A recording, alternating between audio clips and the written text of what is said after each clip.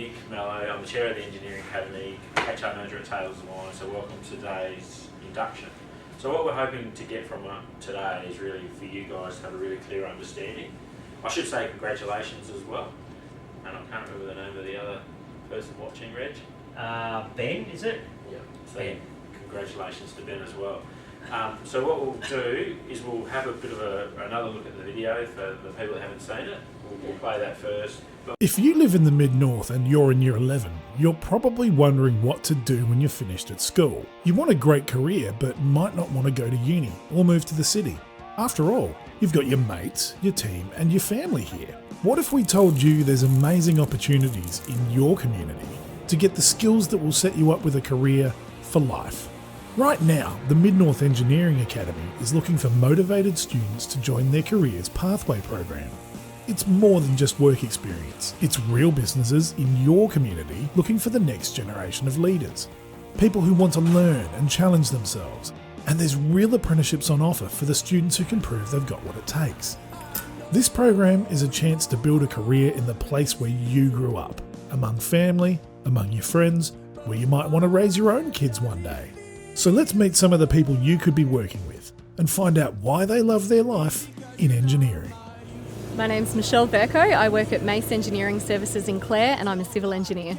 My job involves lots and lots of different things. Every project's different and exciting, but I think it's really important that people look towards rural and regionally based careers. One of the reasons is that that's where I see lots of future growth industries such as advanced agriculture and also advanced manufacturing. But I think in terms of benefit to the overall communities, it's really, really important. We keep our sports clubs going, we volunteer, keep kids in schools, and I see so much benefit from the work I do living in a small community that I don't think I'd get to see living in the city. I think you get a lot more variety of project working in the country. I think if I was still working in the city, I might do just structural design. But being out in the country gives you the opportunity to get involved in lots of different areas such as roads, drainage, structural design, all those different bits and pieces that go along with civil engineering. My name's Chad Ruiz. I'm a boilermaker. I work at Sharman's Engineering in Long Plains, SA. Coming up 5 years now I've been doing it. And when I was, I think, year 9, year 10, there was an engineering pathway.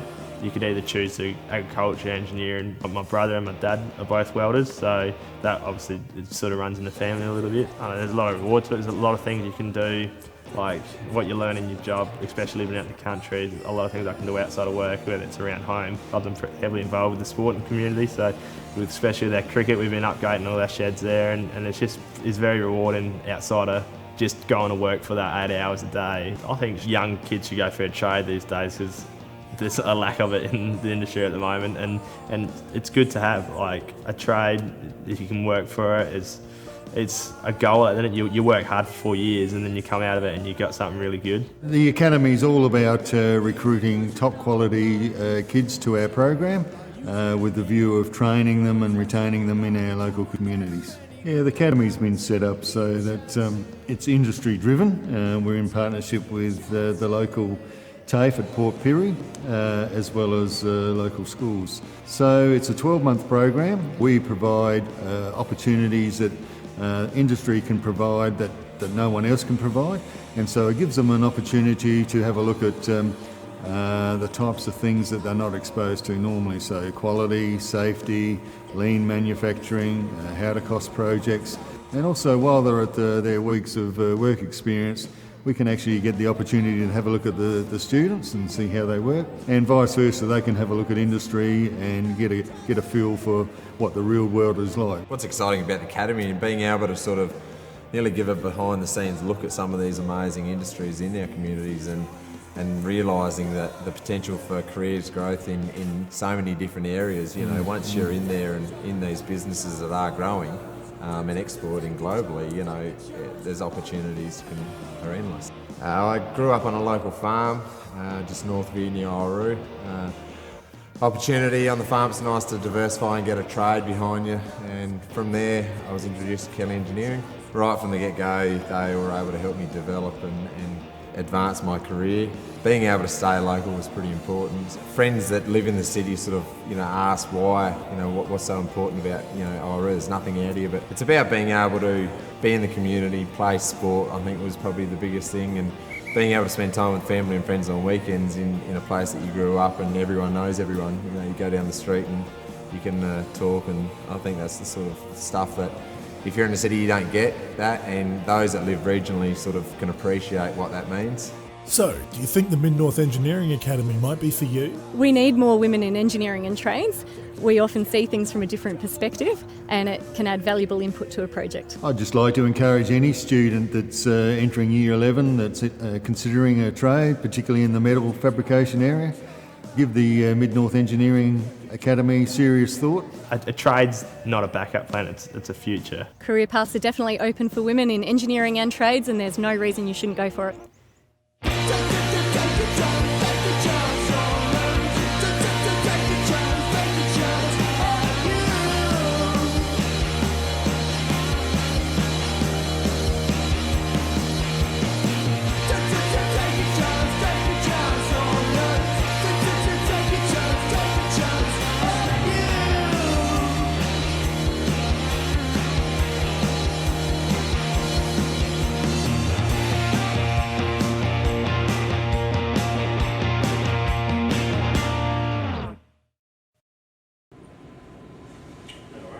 So a pretty good video gives a really good overview of what the Academy is about. What I probably should just add at this point in time is I just want to really focus on why we created the Academy, so why a group of employers got together with the support of originally Barossa and Lower North Futures, and now it's Regional Development Australia. And it's really about trying to give students opportunity to see the career pathways that are in the country. It's just not a guarantee of a job at the end of it, but we hope that it really sets you up well to get a job. For example, probably best I shared my story with everyone here. I grew up in Wallaroo, and at the time there was just no talk within the community to get employment within the region. Some kids did, but most went to the city. So I went off, did a boilermaker welding apprenticeship, joined the Air Force, did another trade, and then found myself studying at uni to get a career into HR. So what I'm really trying to say is that if you can see the opportunities that are going to be presented to you through your career at a young age, it really sets you up well for the future. And you might not be thinking of that too much now, but the Academy is really about giving you exposure to industry. It gives you a foot in the door with industry. And with this year as well, we're going to assign each student with a member from industry as a mentor to help you through the program. And so it's really up to you about how you use that. You can get as much or as little out of the program as you want. So it's really up to your involvement and where you want to go in your own career. And only you can decide that, and you're the one that's going to make it happen. So this is about giving you an opportunity to, I guess, get your career started. We'll set this up now. Yeah. We got. Your laptop doesn't have a HDMI connector. It's an old laptop. Yeah. Well, that's alright, I can just speak to it anyway, don't worry about it. Alright. Yeah, so this might be a bit of a recap over some stuff that's in the video. It's really, again, it just reinforces why the Academy, why we got it underway. And so like the industry within the region recognises that skills, we don't develop these skills overnight, and we need to support and grow young people. And like I think Brenton, he was the previous chair of the Academy, you saw him on the video there. The focus of the Academy is really about keeping kids in the local regions. And we see, from the industry perspective, we see that trade skills, it's a great investment for us. Like for example, Taylor's Wines, we have a maintenance team of about 12 people. We can't operate the winery without it. And then we have another 4 in the vineyard who maintain the tractors. We just couldn't operate out. We've got a few huge vineyards over there, and we just could not maintain without the support of our tradespeople. But I've already touched on this. The journey really needs your effort and commitment. Like you'll get as much or as little as you want out of this program. It's really up to you. And I can say from my role as a HR professional is that companies are looking for the best people. So if you can stand out from the crowd, it puts you in a really good place. And if you have got industry contact, it's even a better place. It might not be that the industry person that looks after you will have a role at the end, but a reference or a referee goes a long way in your career. Some of the companies that are involved, I think you might have seen them up there, but I'll just go through them. So Primo, SJ Cheeseman, Golden North, Taylor's, Valco Group, Kelly and Nearstar. And it's also Sharman's, I think they're new.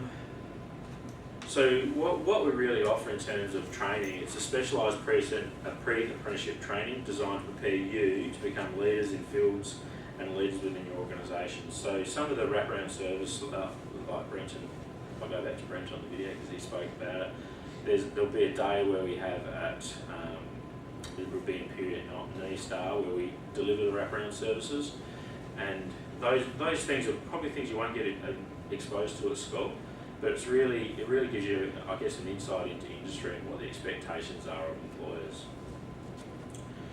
The businesses that are involved are here to help you succeed. So once again, it's up to you, but they're really here to make it work. And throughout the program, you'll get access to various managers, and you'll be involved in workplaces, and it will give you a great exposure. So everyone's aware that it's a 12-month program. Just testing whether you've done your job, Reg. Yeah. So this is probably where I'm a bit grey. It used to be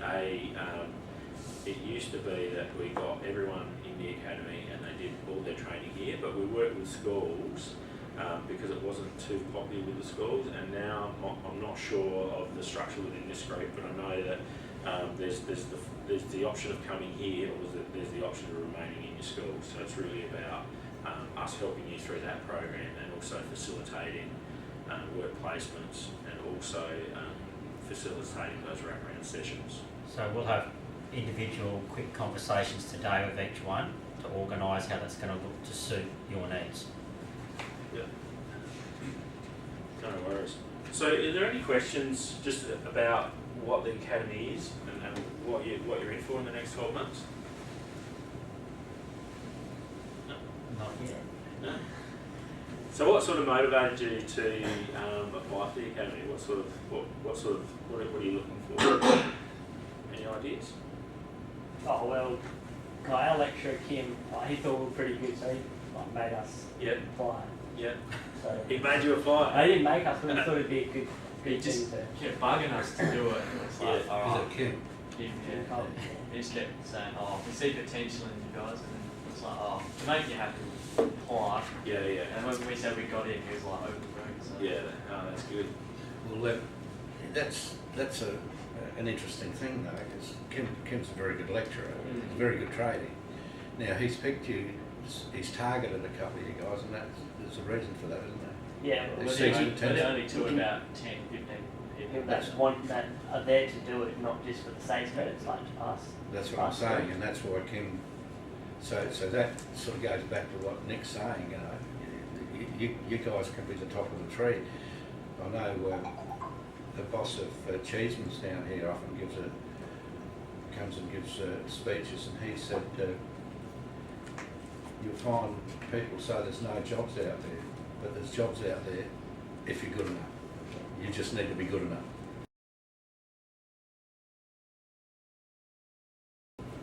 One thing I've noticed, we might just go around the room, everyone introduce themselves. Yeah, sure. Yeah, so we don't know Nick, but Tamika, do you want to introduce yourself just quickly, who you are, where you're from? Yeah, my name's Kate Collier, and I'm from Clare. Hi. Don't worry about me. Come on, Mum, you got to introduce yourself. I'm Mum Leanne from Clare. Yeah, and I'm David Hutchinson with TASE. I've been sort of on the academy group for since the inception, I suppose. Yeah. Before the start. Yeah. And I'm based in Clare, but roam the entire region that you guys are in as well. I'm Jake Clements and I go to Gladstone Russell. Yeah, I'm Braden May and I go to Canadian High School. Jesse May, go to Share Hospital. Are you guys related? Yeah, brothers. Brothers? Not brothers, I'm a year older. Yeah, I'm Clive Thompson. I'm engineering here in Imperial and half the state, look after metal fab for all but metropolitan area and south. I'm Reg and work with Education Department, so I think my role here is just to connect what you're doing in the academy to school, so there's some relevance there and the schools are all happy as well, which is important. That's a start. Yeah. So have you guys already been exposed to engineering training within schools? You've already done a little bit, or? Yeah, well, we did a set to in metal engineering family. Yeah, okay, yeah. So within that you've talked about in school. Yeah, I have known in school. No? Just like tech studies and that. Yeah. Training. Which is a bit, it gives you a bit of an insight. Thank you, got the same tech studies? Yeah, just like metal fab. And That's good. then there's trade shed that we have that program. Yeah. We go to every Wednesday just do Yeah. meetings.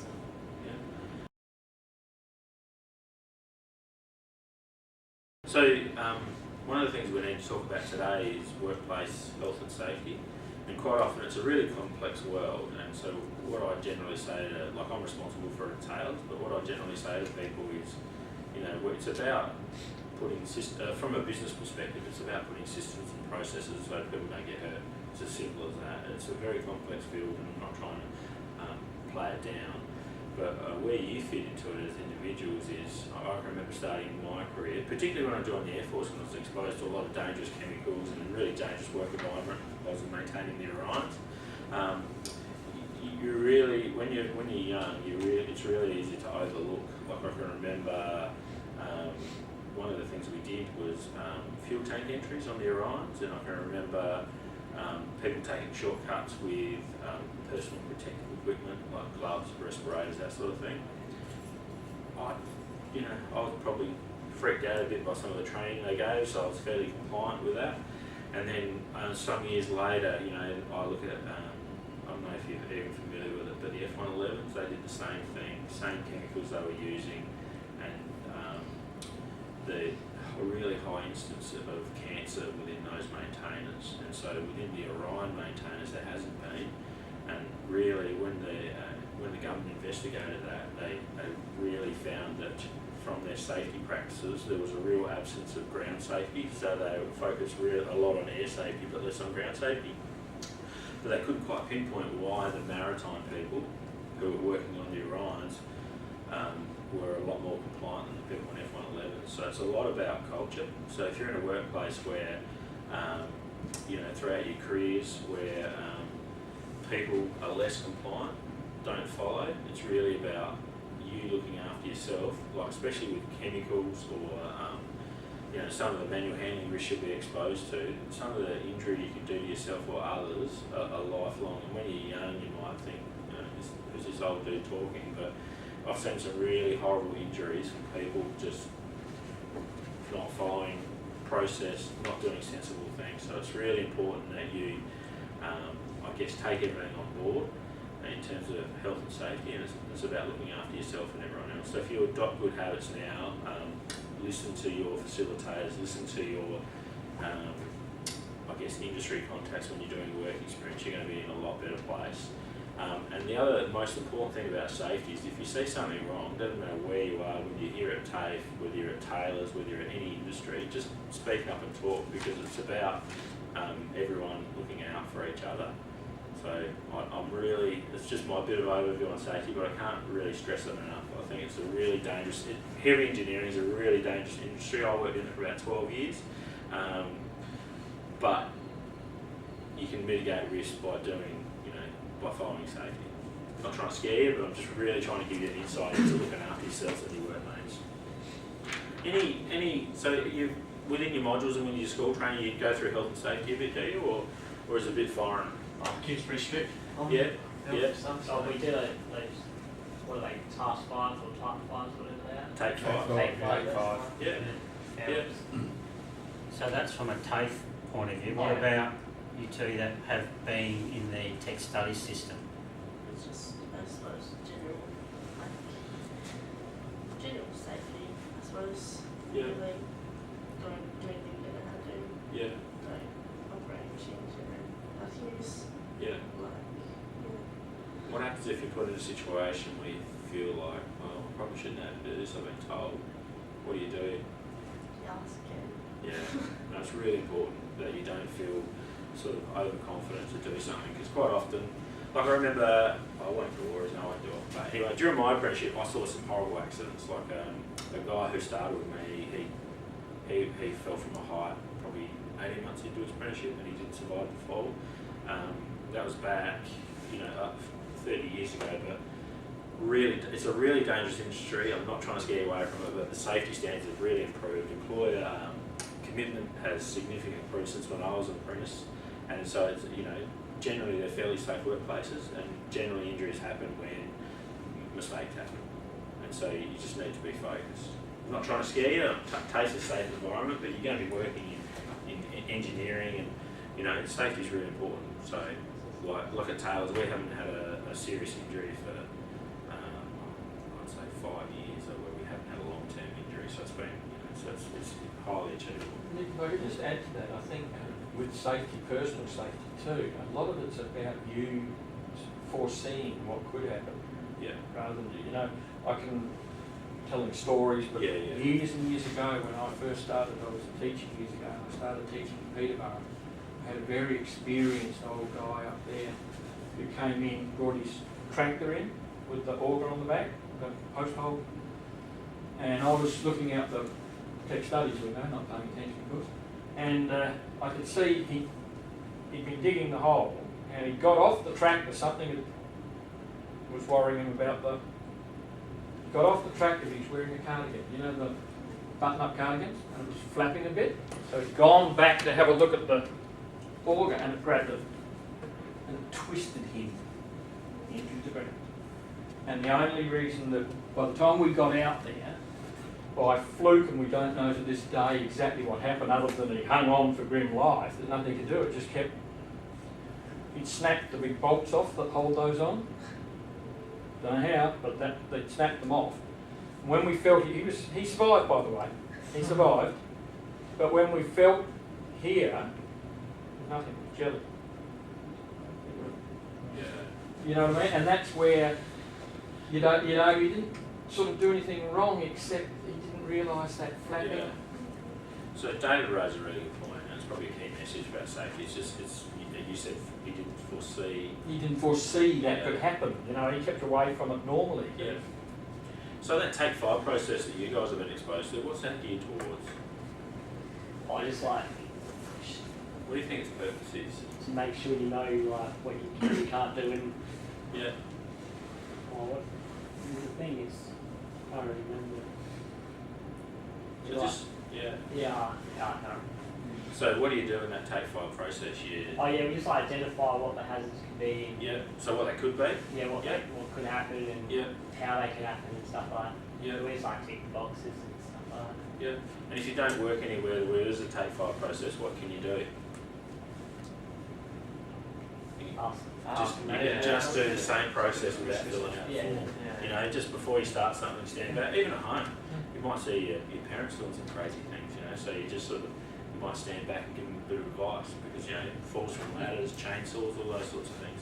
People get some really bad injuries. And the Take 5 is exactly what it says. It's to take a moment to slow down before you start that task, so you think it through, because we're in industry and time's money and everything like that, but occupational health and safety is the #1 priority. So it's I suppose it's an industry's way to balance out the time is money factor with OH&S as the most important thing, because they do want you to get through your task quickly, but you've got to be competent to do that. So how do they stop you from hurting yourself? Is just slow down before you start, so you're more organised, so that when you do the task, you do it safely and quickly. Are there any questions on that at all, on health and safety? So obviously you're going to be exposed to a lot more through your training, which is a great thing, and also when you're out to the workplaces. But yeah, if there's any questions at any time, just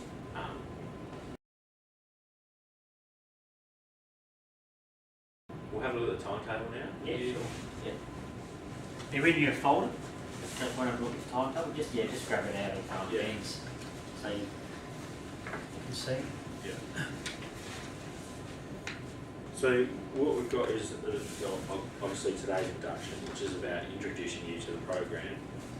And so we're going to go through, I guess, this timetable, we'll go through a survey, and we'll go look at your student enrolment group before we do the 2 or 3 TAFE. In term 4 on the 20th of October, have these dates been, This is the first time I've seen that particular date, yeah. So when we talked about those wraparound services, we have the first date that we've got that scheduled for is the 20th of October. So it'll be between 10 and 2. And we haven't committed to a program that will be done at New Star in period, but it'll be, there'll be, I guess, those additional subjects that you'll be exposed to, or sessions that you'll be exposed to over and above your training, and that'll take place at New Star. The other organisation that we're going to go out to is Kelly Engineering, and that'll be a similar day. It's likely they're a really impressive organisation, as is New Star, but I think there it will be lean manufacturing. They're into that in a big way, so we'll get exposed to lean, which is a really, I guess, good. It's a really good practice for business to adopt, and it's a really good opportunity for you guys to get to see it. And I think the other thing they do really well there is, or they'd like to show, is the CAD as well. So I don't know if you've seen computer-aided design yet. Yeah, you use it at school there. Well, okay.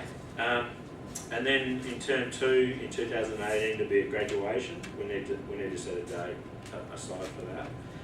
And the other thing, you're aware about the work placements. So one of the things you need to do as a student is you do a 1-week work experience in term 1 and term 2 with an employer. And so when you get assigned a mentor or an industry contact, they'll help you organise that. So we prefer that you make the calls, but you might want to talk to them about your interests within engineering and where you prefer to go from the employers that are available, and then they can help you coordinate that. Like, for example, if you come to Taylor's, we're more of a, we're more of a maintenance type facility, which means, we might put we've got a new bottling line going in, we might put new equipment in, but we certainly don't fabricate a lot of stuff. It's about maintaining, and the metal fabrication we do is about fixing what's there. Whereas if you go to somewhere like Kelly Engineering, they build stuff from the ground up. So I know when you're young, it's a lot more exciting to look at somewhere like that, but that's not to say that you're not welcome at Taylor's, but I think it's really important that you understand the difference so that your own expectations about what you can expect from each employer would be different. Because you do get 2 lots of 1 week work experience, you might choose to do both extremes so you can see what both sides of the fence look like. Yeah. Are there any questions on that timetable? Obviously, we'll get more information out to you as things are finalised. Yeah. With the 2018 stuff, I think Kim spoke to you, but I might finish school next year, and I'm not sure. Yeah. We'll work through that with you. Yeah. If you're not working, well, I'm more than happy to do that stuff next year, but it's if I'm allowed to, because I'm not in school. Oh, look, we wouldn't have a problem with that. That's the main concern. Yeah, the big issue might be your what's it called? Your insurance for doing the work experience could be the only issue because you're not with the school anymore. Yeah. But we'll talk about that probably next term. Yeah, we'll work through it. Yeah. Any other questions on that timetable? And we'll get more information out to you as those events come up, but we certainly will make sure, if you can make sure that those dates are, especially those 2 industry days, they're really good days for you to get, I guess, insight into those wraparound sessions, which are there to sort of give you over and above what other people might be exposed to through school as well. So, yeah, so definitely that first one in October, that'll be a really good day. All right, so if there's no questions on the timetable, what I might do is get you to go through the survey, Rich. Yeah.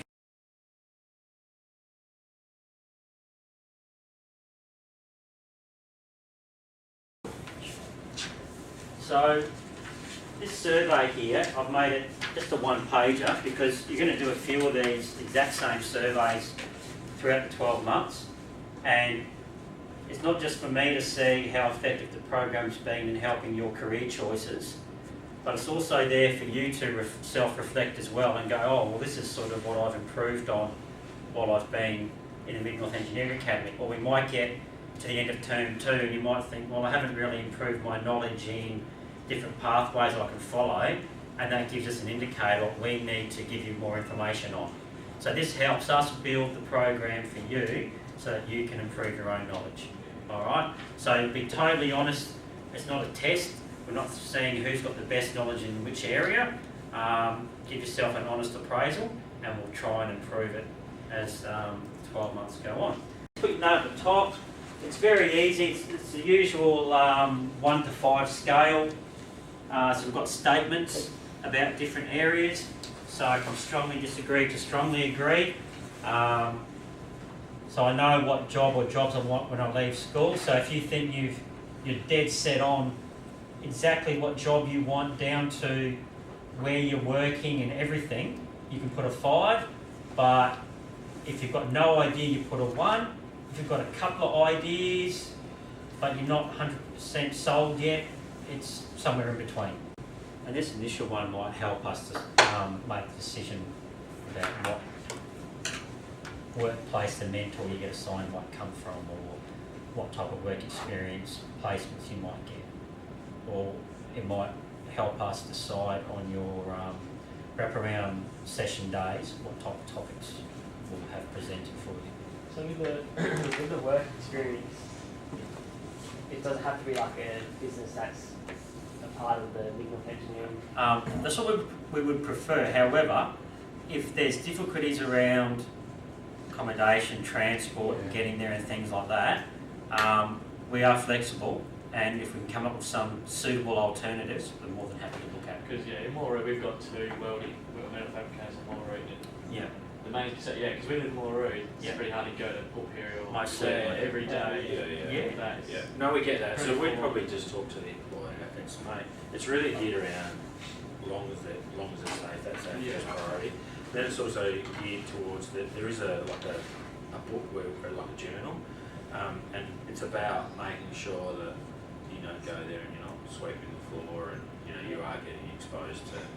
We don't want to send you somewhere. That's why we prefer Engineering Academy employers, because we don't want to send you somewhere dodgy as far as safety goes or actual work experience goes.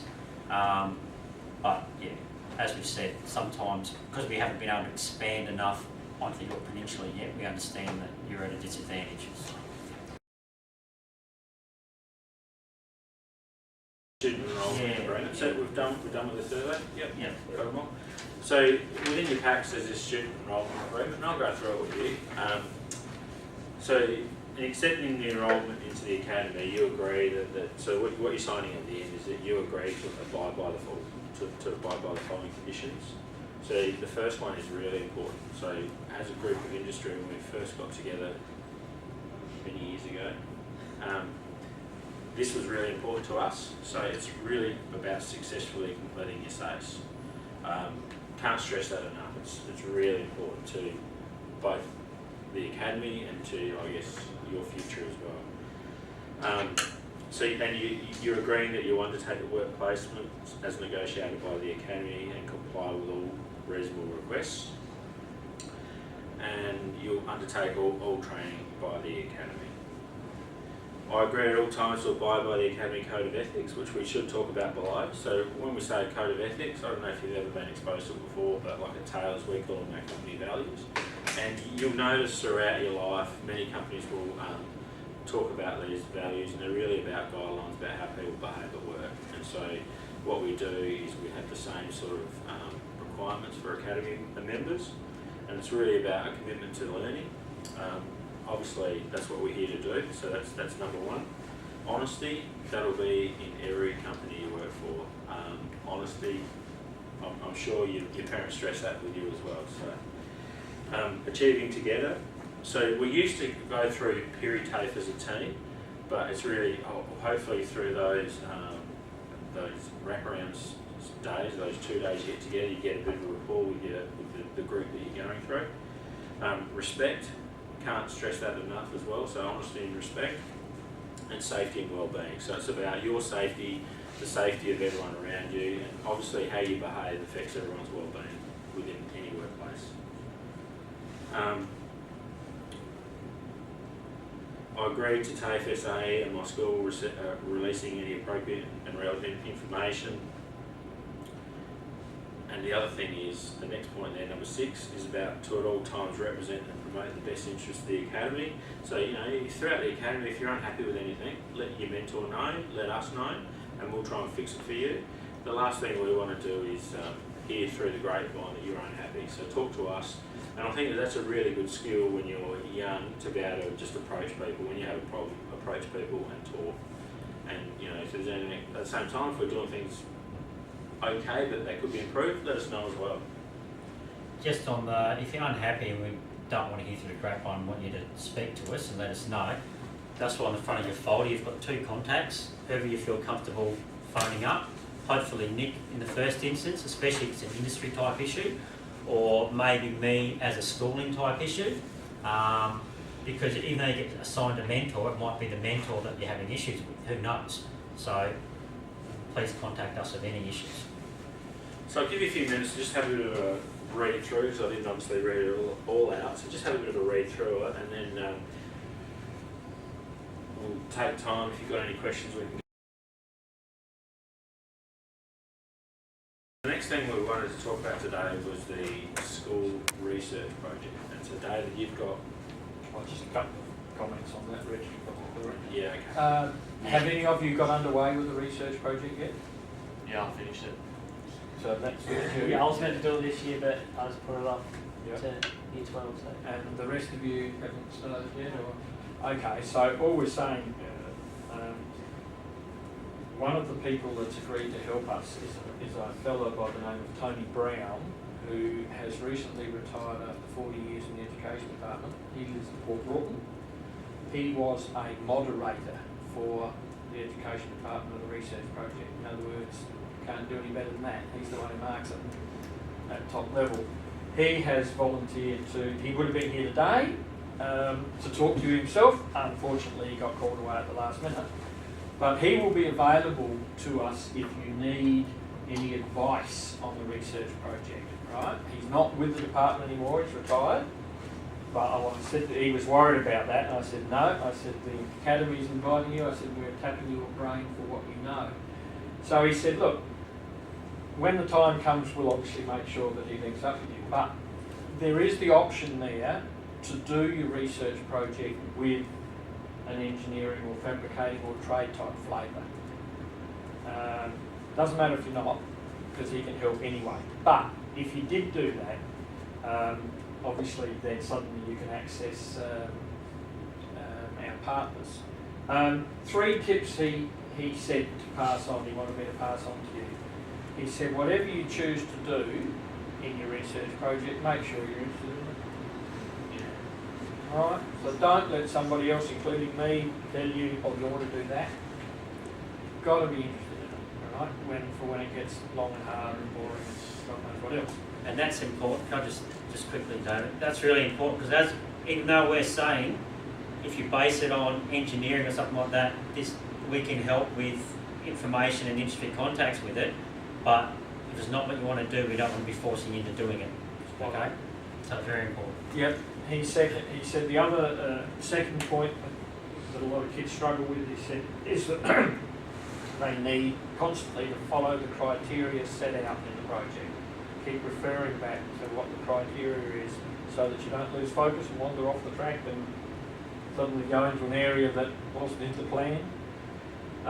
Is that the assessment criteria? Is that...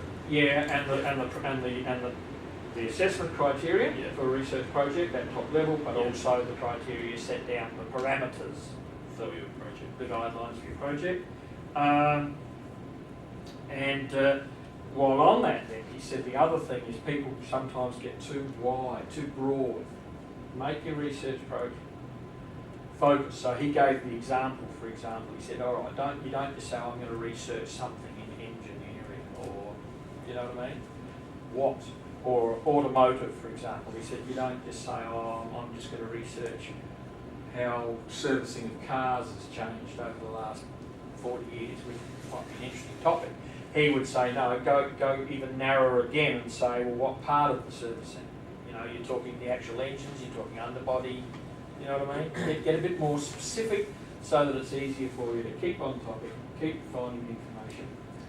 Just as one final sidelight, when Primo, their key representative on board at the time was sort of HR training coordinator out of Primo, Grant, wasn't it? Grant, yeah. He did a lot of work in the occupational health and safety, you know, with Primo, with flashing knives and things, you can work it out yourself. So one of the students in the academy worked with him as a mentor to do their research project looking at occupational health and safety specifically in that industry, you know, where you're talking about the butchery industry. So, and he was able to, therefore, the kid would go out there, arrange with him and go out and spend some time with him out there, and they'd go around the workshop and look at this and do whatever it is you do. But, he just wanted me to pass that on, but the bottom line is whatever you choose, there is his availability to provide advice, to look at things beyond what your school teacher does for you anyway, okay? So you see all the people in the group are part of production manufacturing, so whether it be farm equipment, food products like wine, ice cream, meat, they're all the different industries, so you don't have to just focus on metal fabrication, welding, cutting. You can sort of go a bit of a sidetrack and focus on, well, let's look at the dairy industry through Golden North ice cream or something like that, who might be interested in the wine industry. What did you do? We're not saying you have to do it in engineering, but if you do, or even if it's engineering related, like you might see something at some of the wraparound sessions, or there might be a particular area of interest, could be lean manufacturing, for example, an element of that you learn about. But that'll give you, I guess, that connectivity with industry where you can partner with someone and they can help you through it. So it's up to you what you pick. I'm not saying you have to do something related to the academy, but if you choose to, you know, there's people out there, or there's people within the academy that can help you get the information and work through that process with you. And as I said, Tony will help on any topic, so it doesn't matter what it is. He will just help us if you've got an issue with research project, or just advice, or checking the draft or something. Yeah. Did you have any more? One thing we should probably take note of is that although the Academy is saying yes, we can provide some industry mentors for your research project, and we've got Tony that can help out as well, in saying that we're not here to replace your research project teacher. Right, they're still the ones that are in charge. We're just here for you to access, no different to you having Google to access to look stuff up. Instead of citing Google as a source or a website as a source, you can maybe cite Nick Mello, HR Manager, Taylor's Wines as a source. I reckon it's a really great opportunity to give you some exposure to industry, so I hope that you make the most of it, and you know, we're here to help. So if you have any questions along the way, like everyone's got my number in the folders there. Yep. Don't hesitate to contact me. Even if you want to flick me a text, sometimes I'm very hard to contact. So if you want to flick me a text, I'll give you a call back.